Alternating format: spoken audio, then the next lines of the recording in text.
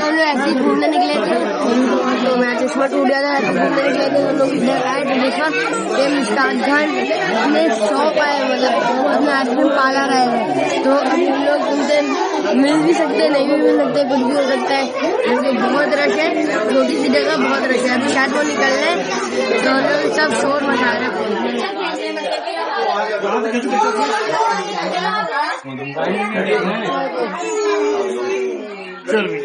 अगर तुम लोग मिसाल के फैन और मिस आइस पे नहीं है तो ऐसा हो सकता है क्या?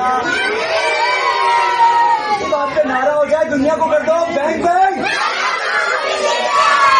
मिशिगन